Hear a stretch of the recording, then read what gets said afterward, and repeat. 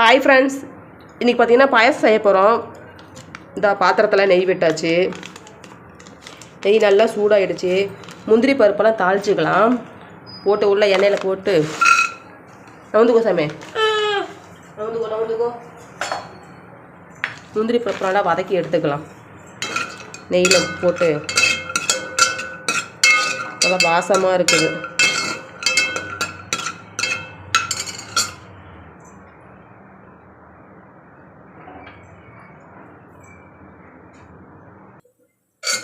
அவ்வளோதாங்க.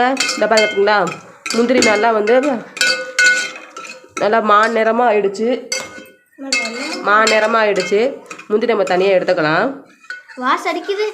வாசடிக்குதா? தனியாக ஒரு பிளேட்டுக்கு மாற்றியாச்சு.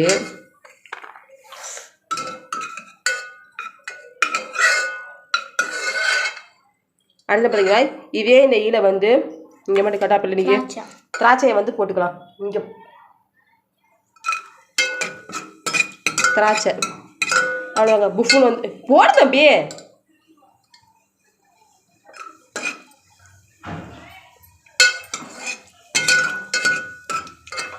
அவ்வளோதாங்க. அவ்வளோதாங்க. பார்த்தீங்களா, புஃபுன்னு மூடி வந்துடுச்சு. இதை எடுத்துக்கலாம். எடுத்து பாத்திரத்துக்கு மாற்றிக்கலாம். அவ்வளோதாங்க. திராட்சையை பார்த்தீங்கன்னா எல்லாமே எடுத்தாச்சு. இதை பார்த்தீங்களா, திராட்சையெல்லாம் எடுத்தாச்சு. இப்போ பார்த்தீங்கன்னா ஜவ்வரிசி பார்த்தீங்கன்னா இதிலே போட்டு வறுத்து விடலாம். பொன்னிறமாக ஆகிற வரைக்கும் வறுத்துக்கணும். நான் எடுத்தது பார்த்தீங்க அப்படின்னா அது கொஞ்சம் பொரியும். நீங்கள் ஒன்றும் பயந்துக்க வேண்டாம். பொரிஞ்சுன்னா நல்லா ஃப்ளேவர் நல்லா வரும். ஜவ்வரிசி இதில் போட்டு நெய்யில் நல்லா பொரிய விடணும்.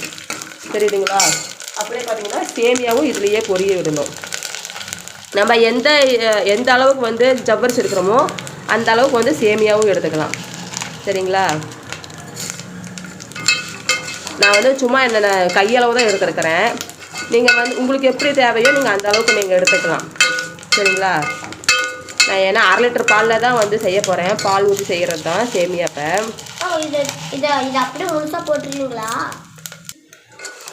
பார்த்தீங்களா நல்லா பொன்னிறமாக வறுபட்டுடுச்சு. என்னன்னா ஜவ்வரிசியும் சேமியாவும் நல்லா பொன்னிறமாக வறுபட்டுடுச்சு. இப்போ என்ன பண்ணணும்னா நம்ம இந்த ஜவ்வரிசியும் சேமியாவும் முழுகிற அளவுக்கு தண்ணி ஊற்றிக்கலாம். தண்ணி கூட சாமி, சரிங்களா?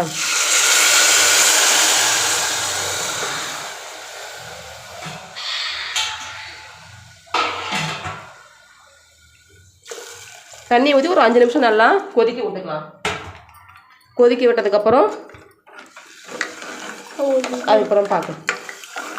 ஜவ்வரிசி நல்லா சேமியாவும் நல்லா கொதிக்கட்டும். பார்த்தீங்களா, இது நல்லா கொதிச்சு வந்துச்சுன்னா நல்லா கொலன்னு இருக்கும். பார்க்கறது நல்லா நீட்டாக இருக்கும். பார்த்தீங்களாங்க, இந்த 10 நிமிஷம் கழிச்சு பார்த்தீங்களா சேமியா பாருங்கள் எப்படி வெந்துடுச்சுண்டா. பார்த்தீங்களா இவ்வளோ சாஃப்டாக வெந்துடுச்சு. பார்த்தீங்களா? இப்போ பார்த்தீங்கன்னா இந்த டைமில் நம்ம சக்கரை போட்டுக்கலாம். தேவையான அளவு சக்கரை போட்டுக்கலாம்.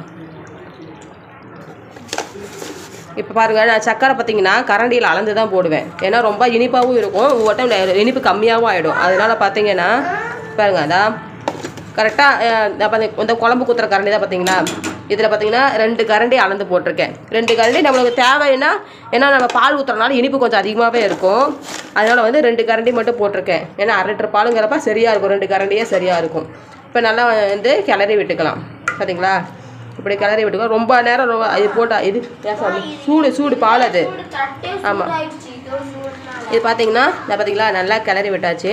ஒரு 5 நிமிஷம் மட்டும் இப்படியே இருக்கட்டும். அதுக்கப்புறம் பால் மிக்ஸ் பண்ணிக்கலாம். ஆமாம் சாமி. பார்த்தீங்கன்னா சர்க்கரையெல்லாம் நல்லா கரைஞ்சிடுச்சு. இந்த டைமில் நம்ம பாலை சேர்த்திக்கலாம்.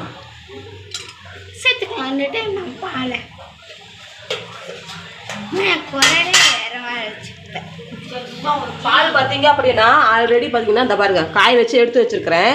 இப்போ இதில் சேர்த்திக்கலாம்.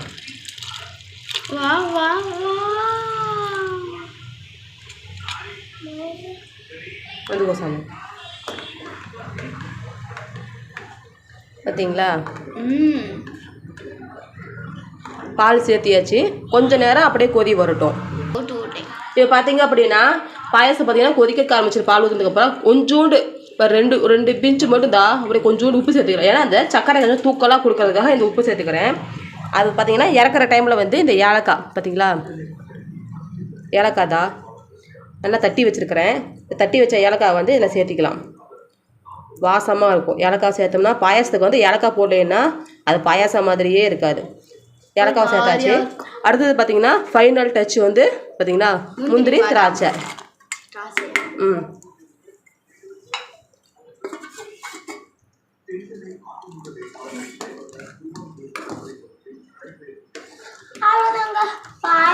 அவ்வளோதாங்க, பாயாசம் ரெடி ஆயிடுச்சு. இதுக்கு மேலே நாங்கள் ஊற்றி குடிக்க வேண்டியதுதான். ஓகேங்களா? உங்களுக்கு இந்த வீடியோ பிடிச்சிருந்தா லைக் பண்ணுங்க, ஷேர் பண்ணுங்க, கமெண்ட் பண்ணுங்க, சப்ஸ்கிரைப் பண்ணுங்க. யாழினி சஞ்சய் ஆஃபீஸ் சப்ஸ்கிரைப் பண்ணுங்க. நீங்க சொல்றதுல அவங்களே குழம்பி போயிடுவாங்க சாமி. சரியா? ஓகேங்க, டாடா, பை பாய்.